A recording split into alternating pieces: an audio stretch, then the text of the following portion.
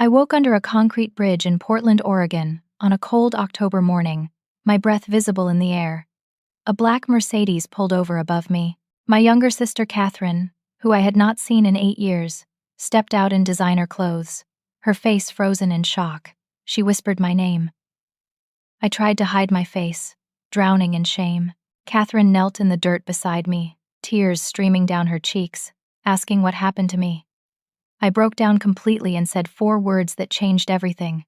My children did this. Catherine helped me into the warm leather seats of her Mercedes, and I caught sight of myself in the side mirror.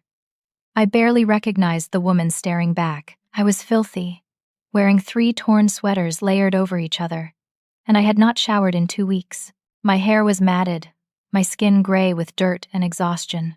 Catherine noticed my wedding ring was gone, and my hands were covered in scars from sleeping on concrete and scavenging for food.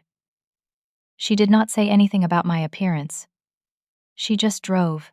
We ended up at a nearby diner, one of those 24-hour places with bright lights and vinyl booths.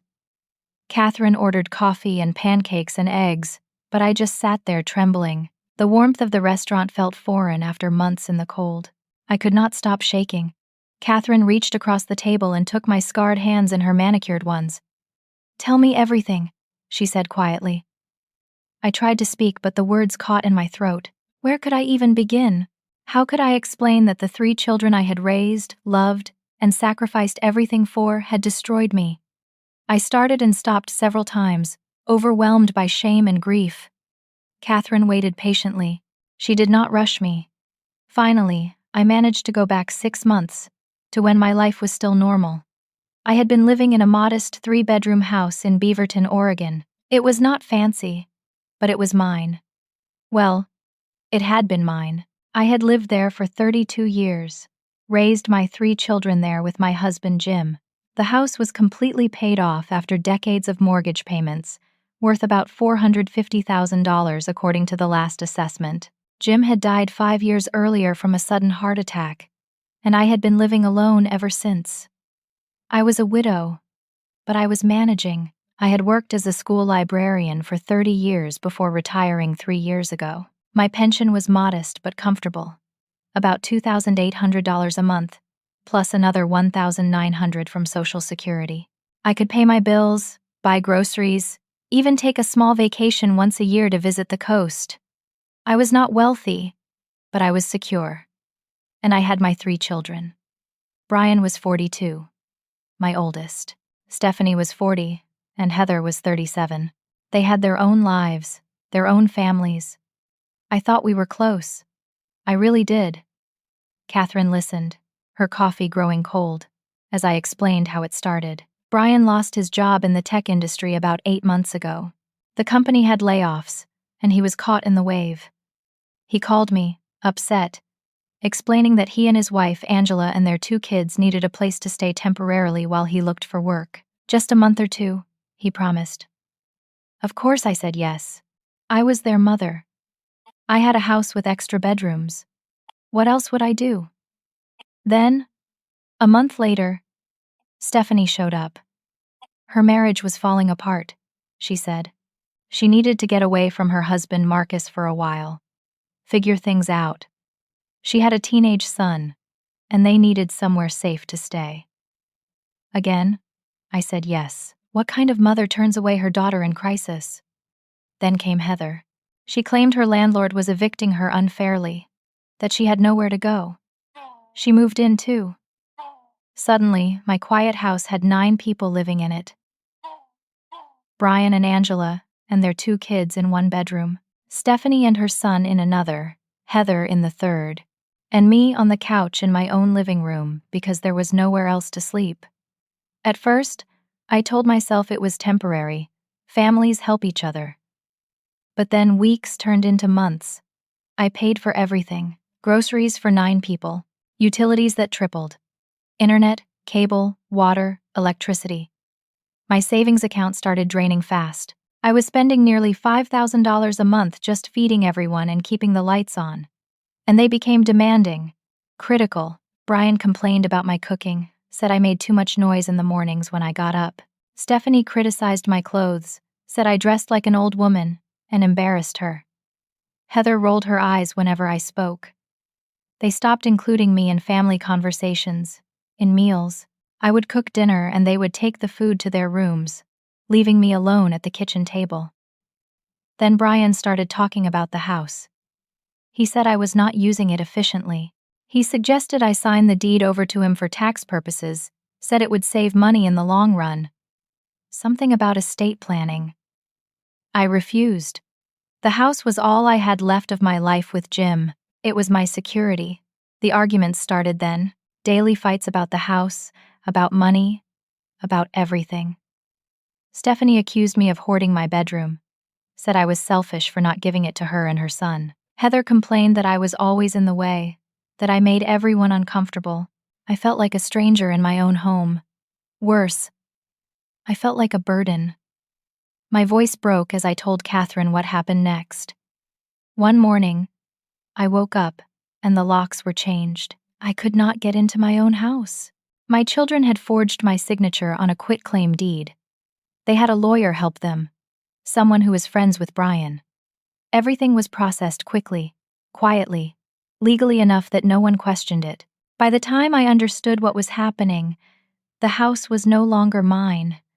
They threw my belongings on the front lawn, garbage bags full of clothes, a few photo albums, my jewelry box, not everything, just whatever they felt like giving me. Brian handed me $200 in cash and said, "You are too old to live alone anyway. Go to a shelter," Stephanie added. "You are not our responsibility anymore. We have our own families to think about." I stood on my own lawn, the lawn I had mowed for 3 decades, and watched my grandchildren peek through the window curtains. None of them came outside. None of them said goodbye. My children went back into the house and closed the door. Catherine was crying now, her hand over her mouth. "Keep going," she whispered. I explained that I had no proof of the forgery. The deed looked official. I had no money for a lawyer. My bank account was nearly empty from supporting 9 people for months.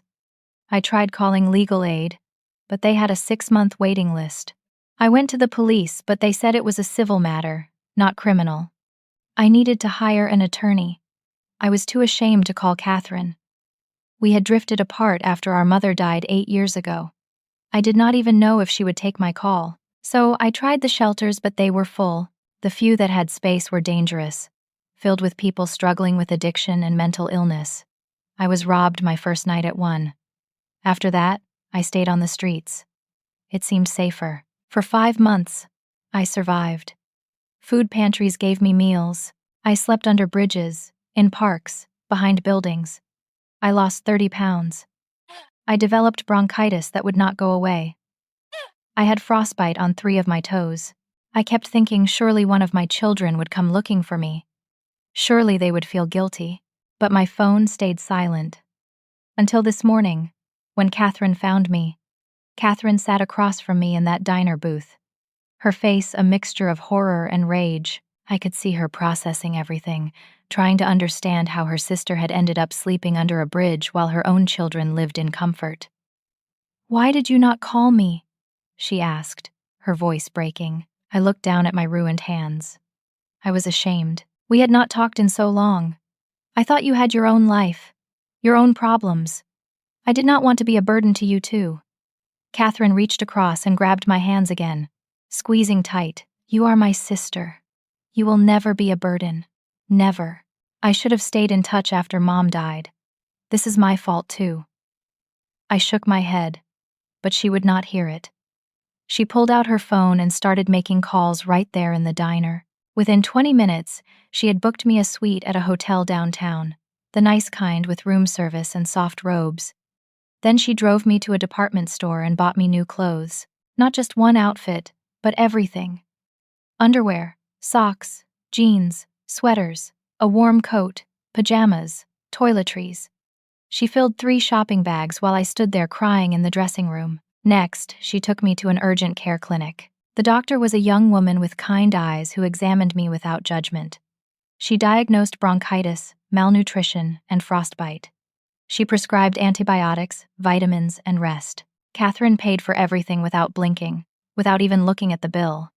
By evening, I was in a hotel room with floor-to-ceiling windows overlooking the city. Catherine ordered room service, real food with vegetables and protein. I took my first hot shower in months, standing under the water until it ran cold. When I came out, Catherine had laid out new pajamas on the bed. We spent that evening talking, really talking, for the first time in years. Catherine told me about her life. She had been divorced twice, no children of her own. She had built a commercial real estate business from nothing, starting with one small property and growing it into a portfolio worth $20 million. She worked constantly, traveled for business, and realized too late that she had let important relationships slip away. "I always regretted losing touch with you," she said. "After Mom died, I threw myself into work. It was easier than dealing with grief. But I should have called. I should have visited.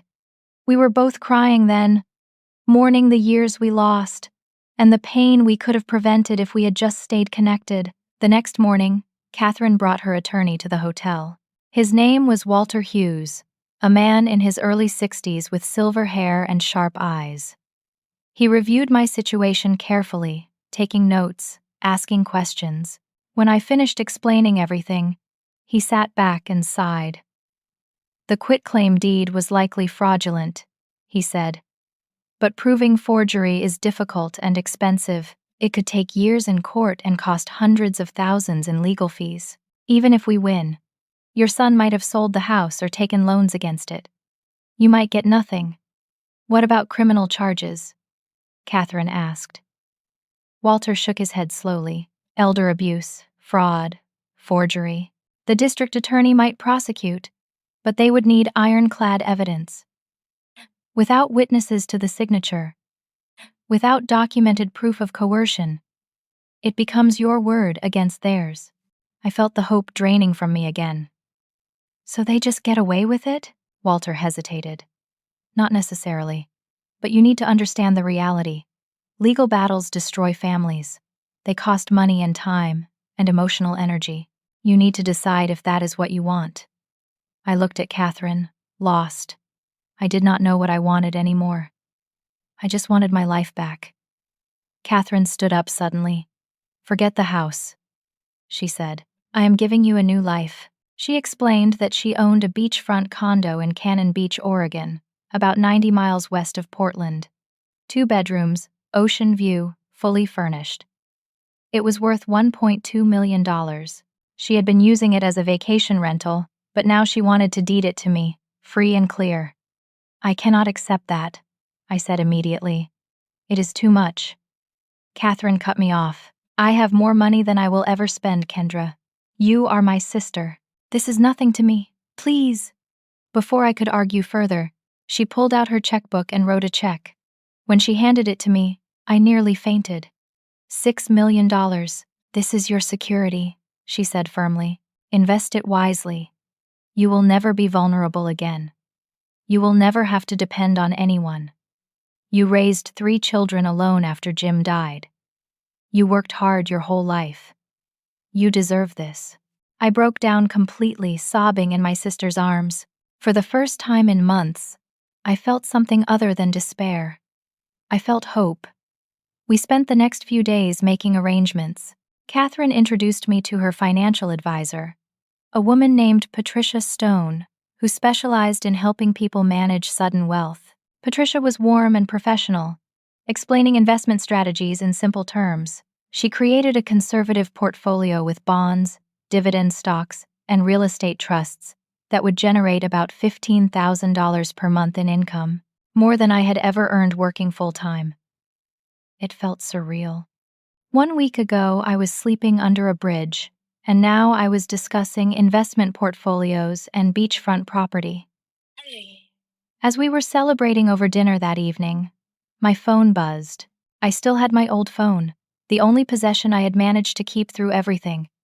A text message from Brian appeared on the screen. "Mom, where are you? We are worried. Please come home." Another message came through from Stephanie. "We miss you. We were wrong. Please forgive us." I showed the messages to Catherine. Her face changed instantly, hardening into something cold and calculating. "They do not know about me yet," she said quietly. Let us keep it that way. I want to see what they are really after. 1 week later, I moved into the Cannon Beach condo, and it felt like stepping into someone else's life.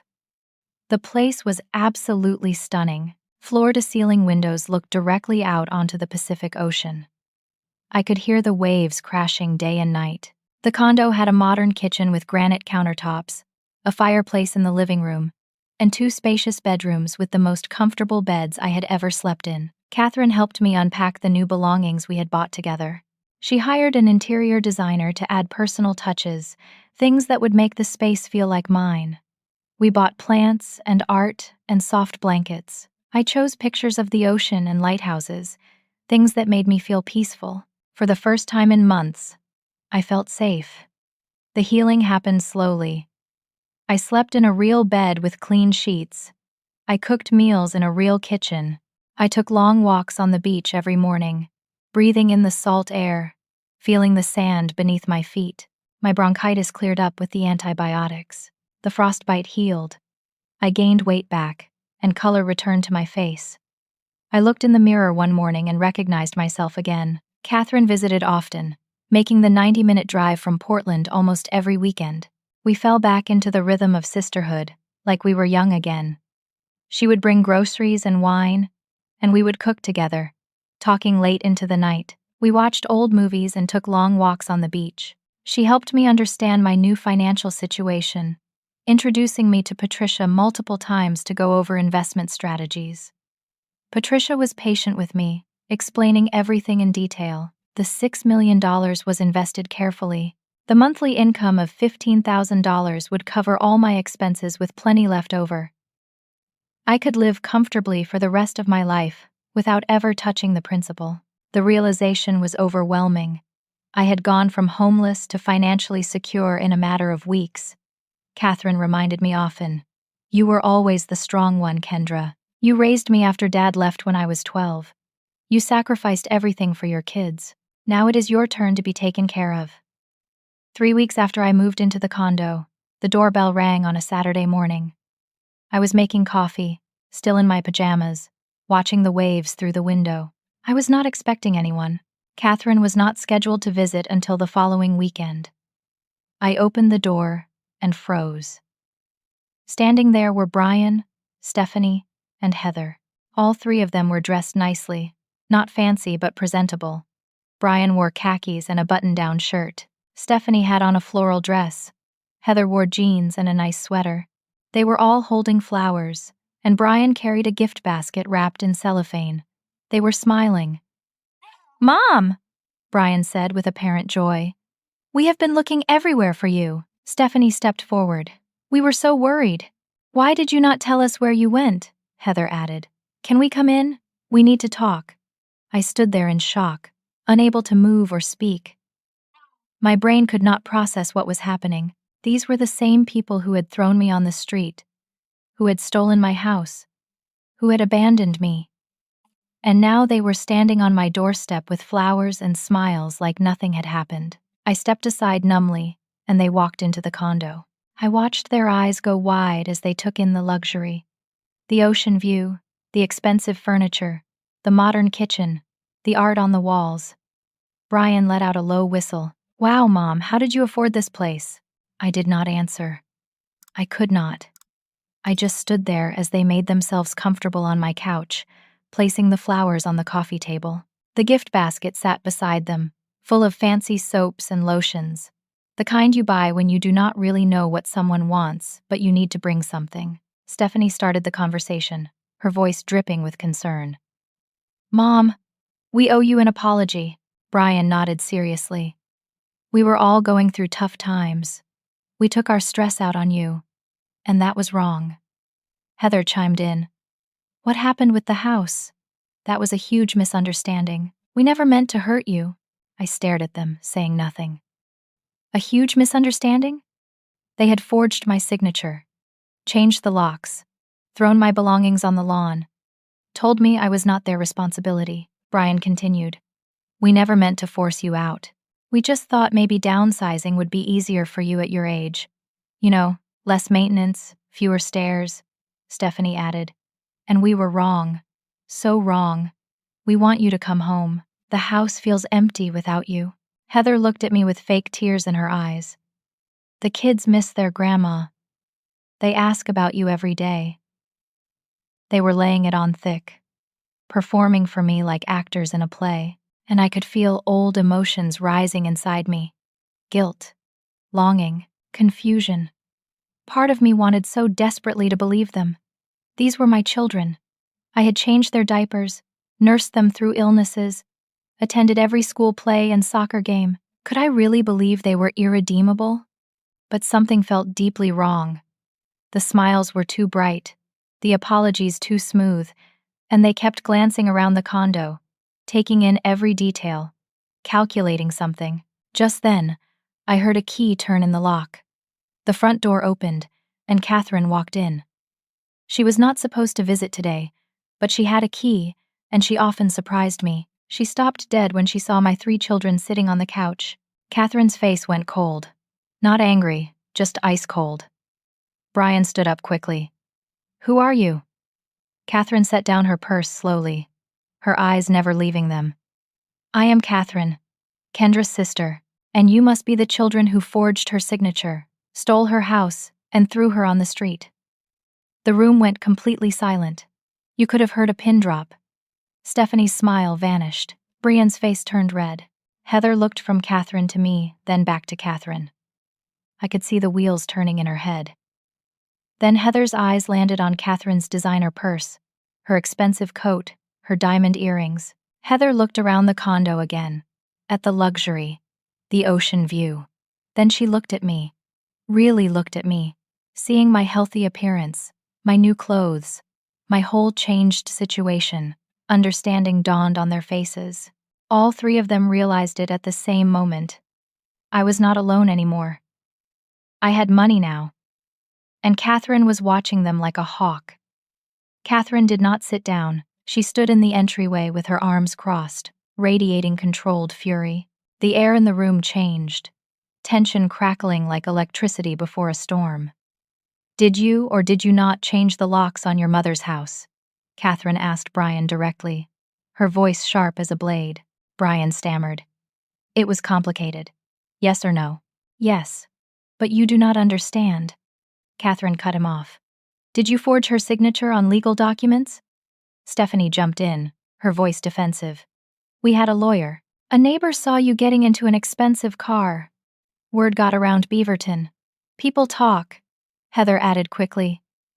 "We just want to make sure you are okay. That no one is taking advantage of you in your old age." Catherine actually laughed. A bitter sound. "Taking advantage? Like you 3 did?" Brian stood up, getting defensive. "We are her children. We have a right to know her financial situation. We have a right to make sure she is being cared for properly." Catherine's voice was steel. "Actually, you do not. She is a competent adult. Her finances are none of your business." Stephanie's fake tears started flowing then. "Mom, we are family. Families share. We are struggling. You know Brian lost his job. My divorce cleaned me out financially. Heather can barely make rent. We are drowning here." They were pivoting now, from fake apologies to guilt and pity. It was manipulation, and I could see it clearly now with Catherine beside me. But even seeing it, I felt the old guilt creeping back in. These were my children.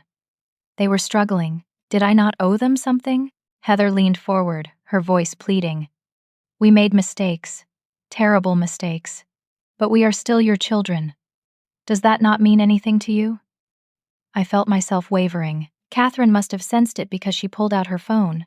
"Before you feel too sorry for them, Kendra, there is something you should know." She explained that after learning what happened to me, she had hired a private investigator. The report had come in just yesterday. She started reading from her phone, her voice cold and factual. "Brian is not unemployed.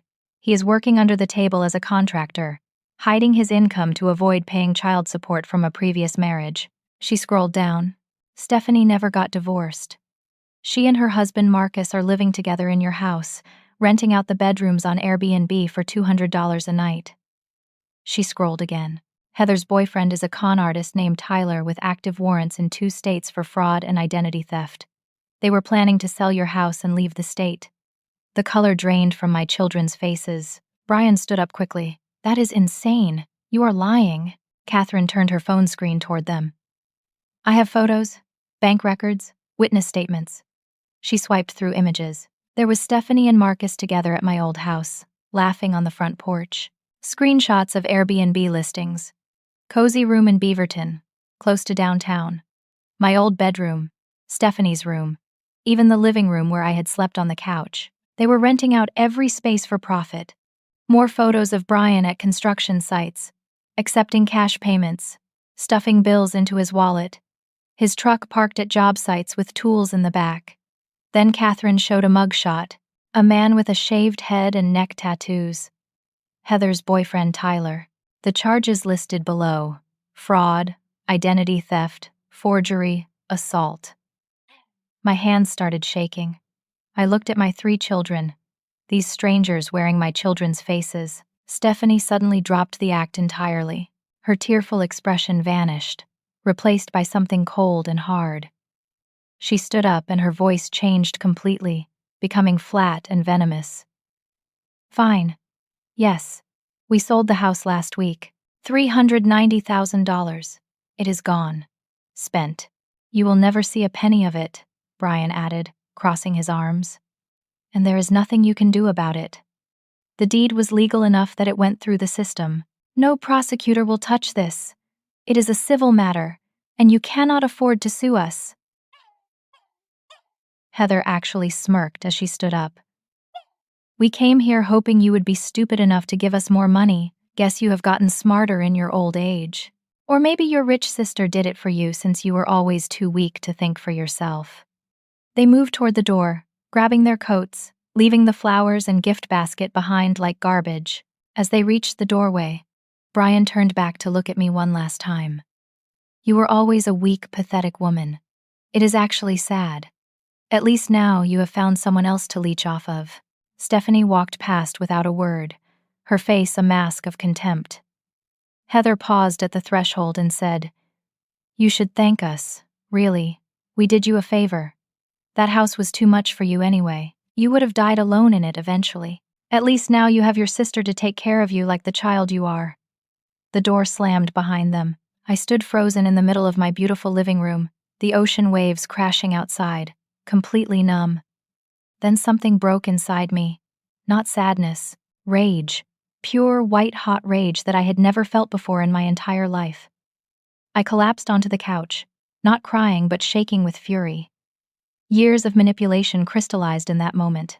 Years of sacrificing, of putting them first, of working 2 jobs to pay for their college, of helping with down payments on their first houses, of babysitting their children for free, of cooking their meals and doing their laundry, and being there for every crisis. And this was what they had become. Catherine sat beside me and put her arm around my shoulders. I gave them everything, I said through gritted teeth. My whole life. Everything I had. I know. How did I raise such monsters? Catherine's voice was gentle but firm. You did not. Jim would be heartbroken to see what they became. But you did not make them this way. They chose this, Kendra. They chose greed over love. That is on them, not you. The mention of my late husband broke something open. Jim had worked so hard. 2 jobs for years so we could give our children good lives. He had died believing his children would take care of me. He had told me on his deathbed, not to worry, that the kids would watch over me. I stood up suddenly. My whole body changed. Catherine looked at me, and I saw recognition in her eyes. She knew that look. I want them prosecuted, I said, my voice steady and cold. All of them. Catherine called Walter Hughes immediately. He arrived at the condo that same evening, his briefcase in hand, and his expression serious. We sat at my dining room table overlooking the darkening ocean, and I told him everything that had just happened. Catherine showed him the private investigator's report on her phone. Walter reviewed everything methodically, taking notes, asking clarifying questions. When he finished, he sat back and looked at me directly. We have enough for criminal charges now. Elder abuse, fraud, forgery, and possibly identity theft. Oregon has very strong elder abuse laws. This could result in felony charges, prison time, and mandatory restitution. What are the chances of prosecution? Catherine asked. Walter considered. With this evidence? Very good. The district attorney's office takes elder abuse seriously, especially with clear documentation. The private investigator's report, the forged signature, the financial records showing the Airbnb income, Brian's hidden employment. It builds a strong case. He paused and looked at me carefully. But you need to understand what this means, Kendra. This will be public. There will be a trial. Your grandchildren will see their parents arrested. It will be in the newspapers. Are you prepared for that? I did not hesitate. They watched their parents throw me out of my own house. They need to see that actions have consequences too. Walter nodded with what looked like approval. Then we move forward. I will contact the district attorney's office first thing Monday morning. I will also file for restraining orders against all three of them. They are not to contact you or come near you, Catherine added. I want every possible charge pursued. No mercy. They showed her none. Over the next few days, something shifted inside me.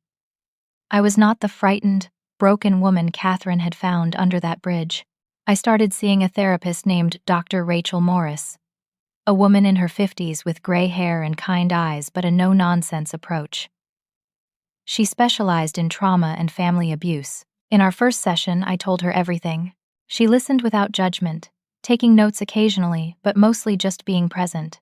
What you experienced is called elder abuse, she said when I finished.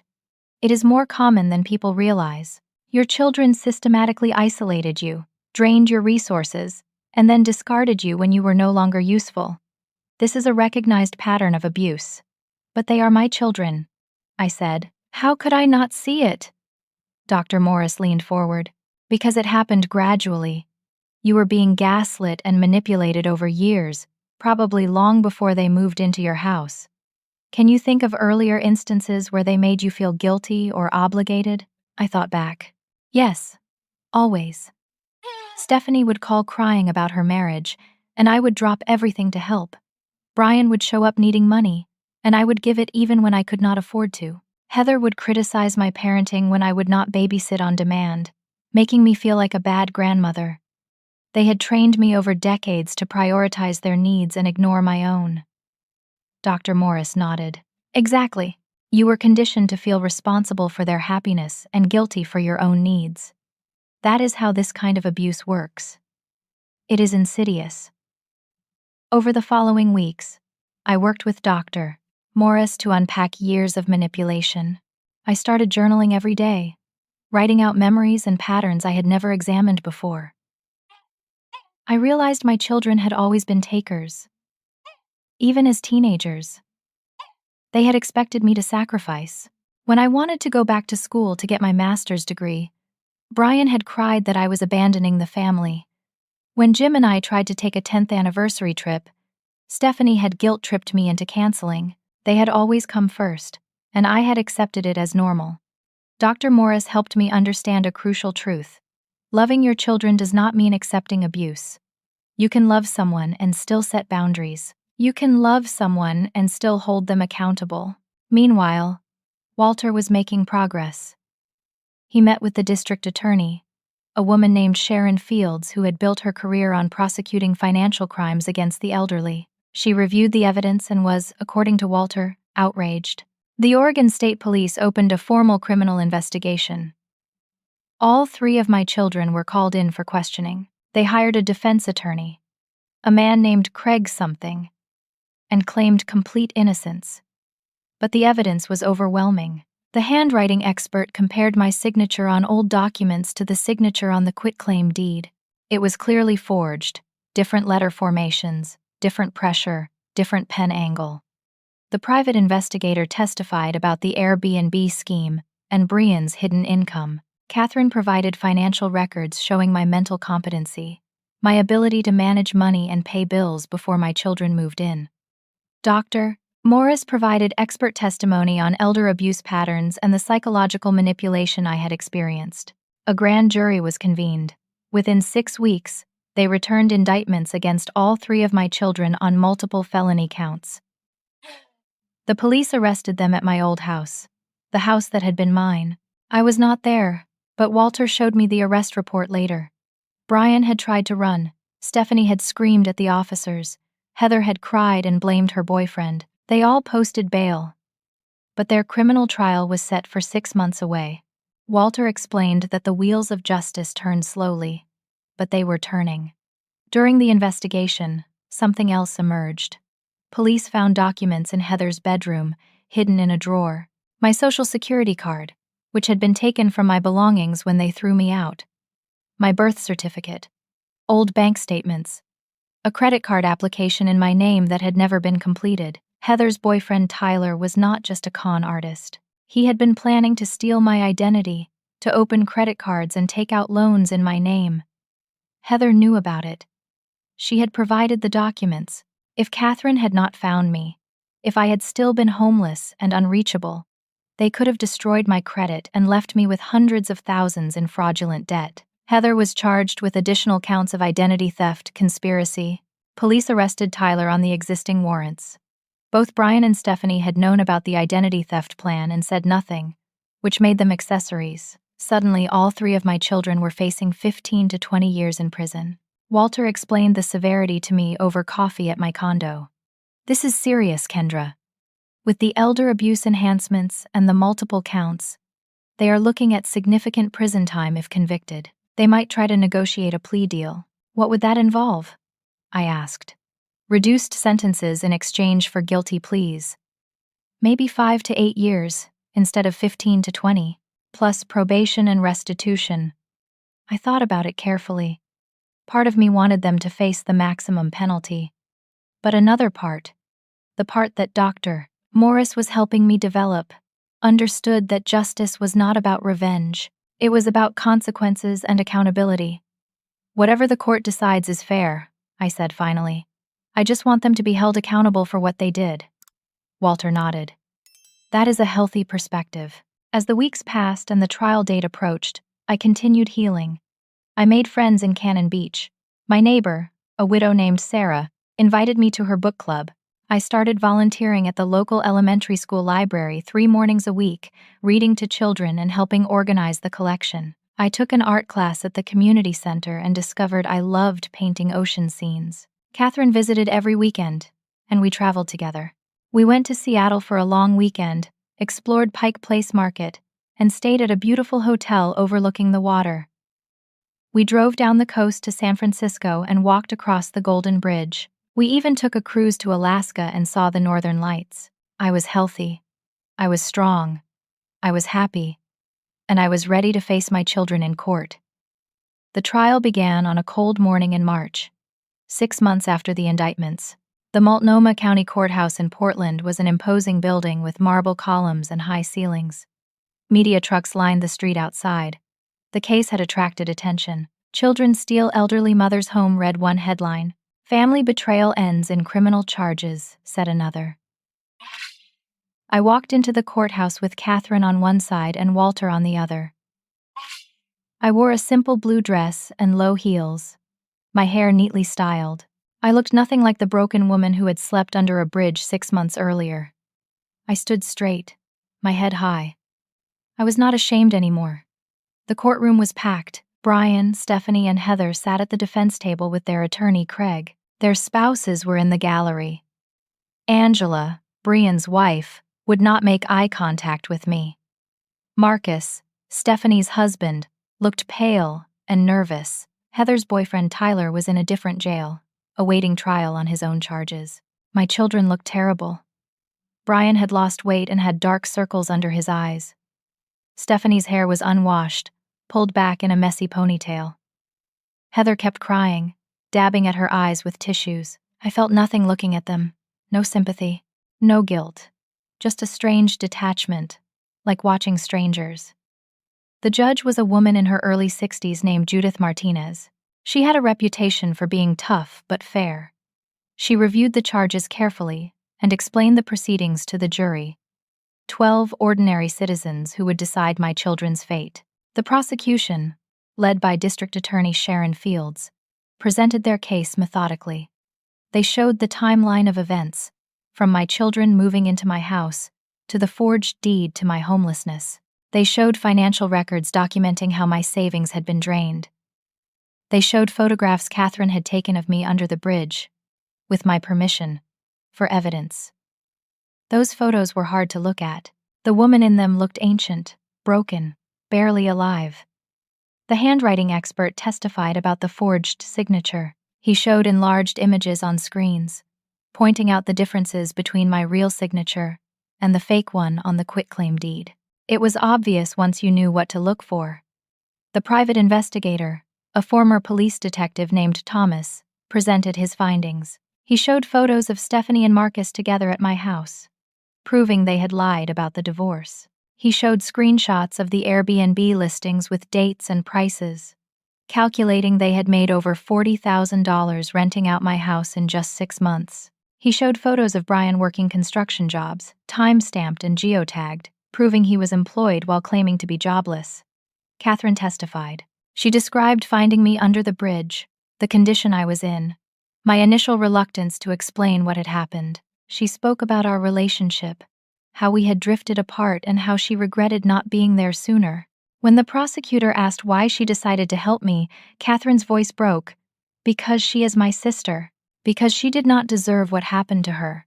Because I failed her by not staying in touch, and I had the means to make it right. Dr. Morris testified about elder abuse patterns, explaining how gradual manipulation works, how abusers condition their victims to accept mistreatment. She explained that I was completely mentally competent, that my decisions to help my children came from love and conditioning, not confusion or dementia. Then it was my turn. I took the witness stand, my hand on the Bible, swearing to tell the truth. I looked out at the courtroom, at the jury, at my children, at Catherine. My voice was steady when I began. The prosecutor guided me through my story. I described my life before.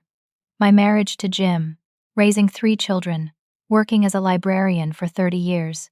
I described the years after Jim died, living alone but managing, being proud of my independence. I described my children's requests to move in, how I had said yes out of love, how the situation had gradually deteriorated. I told them about the mounting expenses, my drained savings, the criticism and manipulation. I told them about waking up to find the locks changed, standing on my own lawn while Brian handed me $200 and told me to go to a shelter. My voice broke when I described what Stephanie said. You are not our responsibility anymore. I described the months of homelessness, the cold nights under bridges, the fear, the hunger, the complete loss of dignity, the feeling that I was invisible, that I did not matter, that my own children had erased me. The courtroom was absolutely silent.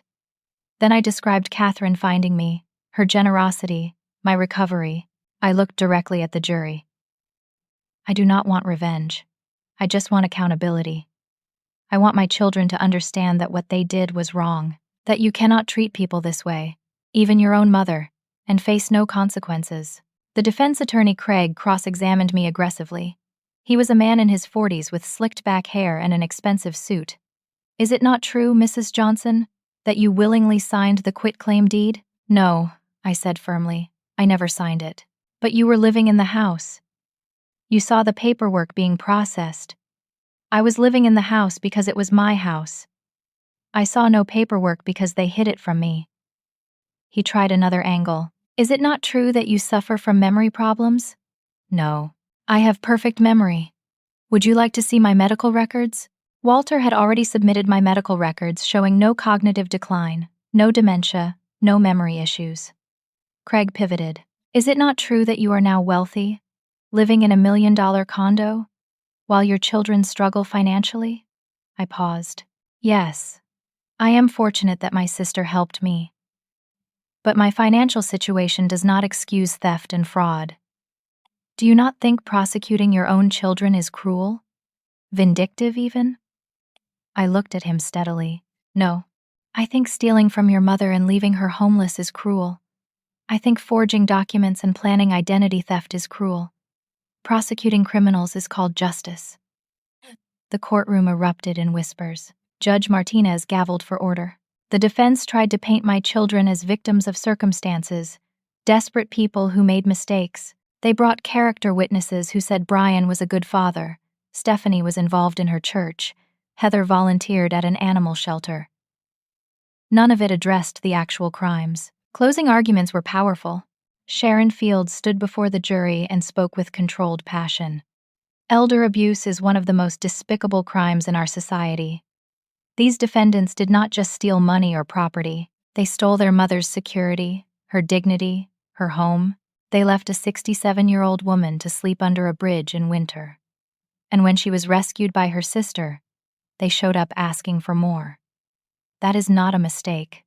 That is a pattern of abuse and exploitation. Hold them accountable. Craig's closing focused on reasonable doubt and family dynamics, suggesting everything was a misunderstanding, but the evidence was overwhelming. The jury deliberated for 2 full days. Those were the longest 2 days of my life. Catherine stayed with me the entire time, and we walked on the beach, cooked meals together, tried not to think about what was happening in that jury room. Finally, the call came. The jury had reached a verdict. We rushed back to Portland. The courtroom was packed again, the tension unbearable. Judge Martinez brought in the jury. I held Catherine's hand tight as the foreperson stood. On the charge of elder abuse in the first degree, how do you find? Guilty. On the charge of fraud in the first degree, how do you find? Guilty. On the charge of forgery in the first degree, how do you find? Guilty. Every charge, guilty. All 3 defendants, guilty on all counts. Brian's face went white. Stephanie started crying loudly. Heather buried her face in her hands. I felt no triumph, just relief, and a strange sadness for what could have been. As we were leaving the courthouse, navigating through reporters and cameras, someone touched my arm in the hallway. I turned. It was Angela, Brian's wife. Security tensed, but she was crying. I am so sorry, she said, her voice breaking. I told Brian to stop. I told him what he was doing was wrong. He would not listen. I am divorcing him. I wanted you to know. She pressed something into my hand. A folder. I took it, confused. Your grandchildren, she said. They ask about you every day. They do not understand why Dad did what he did. I told them you did not abandon them, that you love them. These are for you. She walked away quickly, disappearing into the crowd. Later, in the car, I opened the folder. Inside were drawings from my 2 grandchildren, aged 10 and 12. Crayon pictures of me, hearts and flowers, words written in careful child handwriting. We love you, Grandma. I miss you. Can you come back? I cried then. For the first time through the whole trial.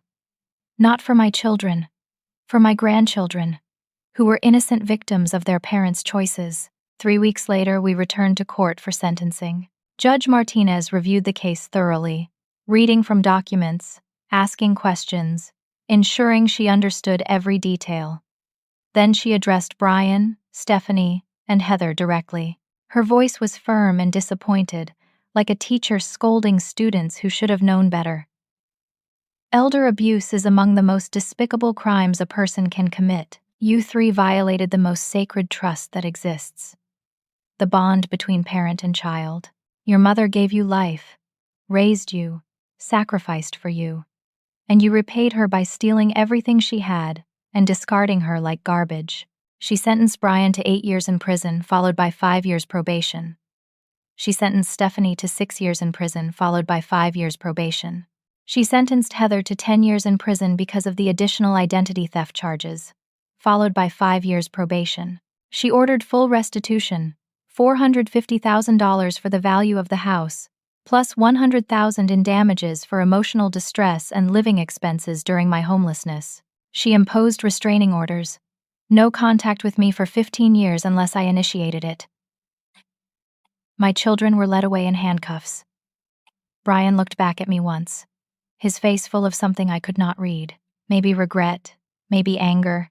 It did not matter anymore. Months passed, and life developed a new rhythm. I settled completely into my Cannon Beach life. I painted ocean scenes in the mornings, the light coming through my windows perfect for art. I volunteered at the elementary school library 3 days a week, and the children knew me by name. I joined a local theater group and performed in a community production of Steel Magnolias. I took a writing class and started working on a memoir. Angela did divorce Brian. She brought my grandchildren, now 10 and 12, to visit me in Cannon Beach. It was awkward at first. The kids did not understand why their dad was in prison, why grandma had disappeared, why everything had fallen apart. I did not badmouth Brian to them. I just spent time being their grandmother, walking on the beach, flying kites, making cookies, reading books together. Slowly, we rebuilt trust. Angela told me privately, "I am sorry I did not protect you. I was afraid of Brian. He controlled everything. The money, the decisions, even what I was allowed to say. I should have been stronger." I understood. You are protecting them now. That is what matters. Stephanie's teenage son, now 15, also reached out. Marcus brought him to visit, shame written all over Marcus' face. "I know what we did," Marcus said quietly while his son explored the beach. "I went along with Stephanie's lies because it was easier than fighting. I am not asking for forgiveness. I just wanted you to know I am sorry." I accepted his apology but kept my distance. Some bridges could be rebuilt, others were burned forever. That was okay. Heather's younger children, now 8 and 9, remained with their other grandmother. That relationship stayed severed, and I made peace with it. I could not save everyone or fix everything. Some consequences were permanent. 1 year after the trial, my life looked completely different from anything I could have imagined. I was healthy, financially secure, surrounded by people who genuinely cared about me. Catherine visited every weekend without fail, and we took trips together regularly. We saw the northern lights in Iceland, toured the museums in Italy, visited temples in Japan. We were making up for lost time. I started dating, something I never thought I would do again. His name was George, a widower aged 70 who lived in Cannon Beach. We met at the library where I volunteered. He came in looking for books about woodworking, and we started talking. He was kind, patient, interesting. We took slow walks together, shared dinners, enjoyed companionship. There was no rush, no pressure, just two people who had lived full lives, finding comfort in each other's company. I continued seeing Dr. Morris monthly. Therapy was not just about processing trauma anymore. It was about building a new life, setting healthy boundaries, learning to prioritize my own needs without guilt. I kept a journal, documenting my journey from that bridge to where I was now. Dr. Morris suggested I might want to write a book someday to help other victims of elder abuse. I was considering it. The story could have ended there, with justice served and life rebuilt, but there was one more chapter. On a cool evening in October, exactly 1 year after Catherine found me under that bridge, we sat together on my deck watching the sunset over the Pacific Ocean. We were drinking wine, wrapped in blankets, the sound of waves constant and soothing. "Do you ever regret prosecuting them?" Catherine asked quietly. I thought about it honestly. No. I regret what they became. I regret the choices they made. But prosecuting them was the most loving thing I could do. Catherine looked at me curiously. How so? Because consequences are how people learn. Letting them get away with it would have destroyed them completely. They would have kept hurting people, kept believing they were entitled to take whatever they wanted. Maybe prison will give them time to reflect, to change. Maybe it will not. But I gave them that chance. Catherine squeezed my hand. "You are wiser than I am." I laughed softly. "I am not wise. I am just tired of being silent." I looked out at the ocean, at the endless horizon, and reflected on everything I had learned. For decades, I had believed that loving my children meant accepting everything, sacrificing everything, never saying no, never setting boundaries. I thought being a good mother meant putting myself last always. But real love requires boundaries. It requires teaching consequences. It requires protecting yourself so you can be healthy enough to love others properly. I had lost my house, my savings, months of my life sleeping in the cold, but I found my spine. I found my sister again. I found myself, and now, at 67 years old, I was finally living for me. Catherine raised her glass. To living for yourself. I clinked my glass against hers. To second chances. We sat in comfortable silence, watching the sun paint the sky in shades of orange and pink and purple. The waves crashed rhythmically, eternal and unchanging. I thought about the woman I had been, terrified and broken under that bridge. She felt like a different person now. Someone from a past life. I survived. I fought back. I won. Not just in court, though that mattered. I won by reclaiming my own life, by refusing to be a victim, by understanding that I deserved dignity and respect and safety. I won by building new relationships, by traveling, by creating art, by finding joy again. I won by learning the hardest lesson of all, that you cannot pour from an empty cup, that self-preservation is not selfish, that protecting yourself is not the same as being cruel. My children made their choices. They would live with the consequences. But I made my choices too. I chose to press charges. I chose to rebuild. I chose to forgive myself for not seeing the abuse sooner.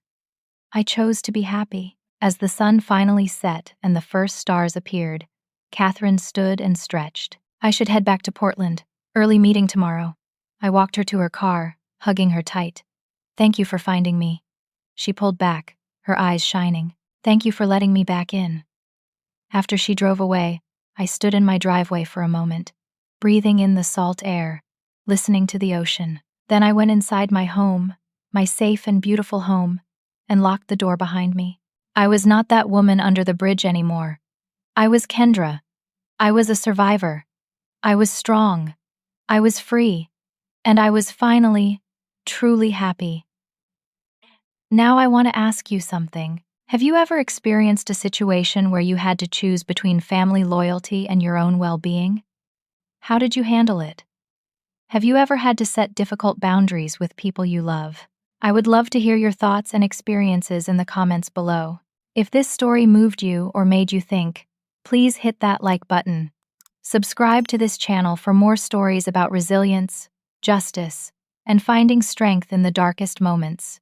And please share this video with someone who might need to hear it, someone who might be struggling with similar issues. Your share could help someone realize they are not alone. Thank you so much for listening to my story. I hope it brought you some comfort, some strength, or at least a reminder that it is never too late to start over.